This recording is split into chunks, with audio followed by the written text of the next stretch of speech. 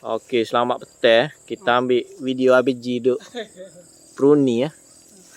Ni lepas musim buah tuan-tuan. Raja kunyit pokok tua. Jadi dia pruni buah lah apa. Dah pelesik kita panggil sini. Apa tunas air. Dia kerja ni agak memenatkan lah tuan-tuan. Sebab saya pernah ada buat video pruni kebun kawan saya, saudara Wel gitu. Balik malam sakit habis atas bau ABG. Sampai saya duk fikir kan ABG duk pruni ni ha. Tuan-tuan boleh tengoklah kebun dia ha. Ni dia dah potong buah lah yang ni. Tok lituk ni buah juga lah. Tu dia potong buah banyak. Ni saya dengar ABG royak lah. Musik Raja Kunyit ataupun Museki ni. Dia masalah tunah air ni banyak tak? Ni mungkin pekebun baru tak perasan lah. Kalau pekebun lama, orang-orang berpengalaman, ni antara rutin dalam setahun lah kena buat. Kita boleh tengok lah ni. Bukan kecil.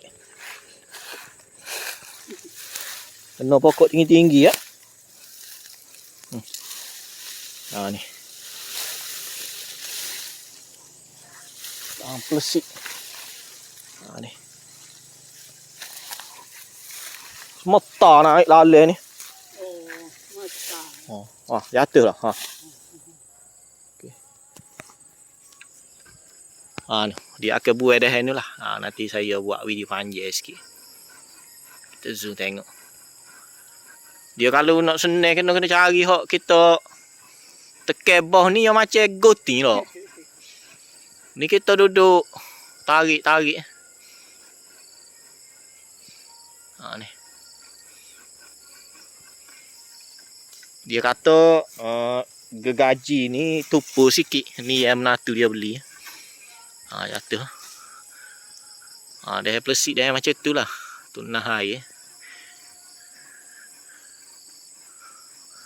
Kalau tak jaga ABG jadi macam naik pokok pula dah. Kita tengok hok Teluk Bayu tu buah. Naik pokok tu bik kiri kanan pula.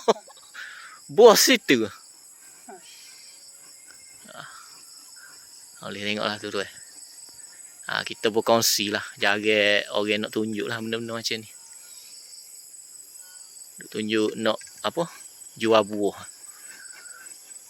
Ni. Kalau ada musiki kena ready lah. Untuk pruni ya. Tahun ni. Alak-alak macam ni kena belilah galau.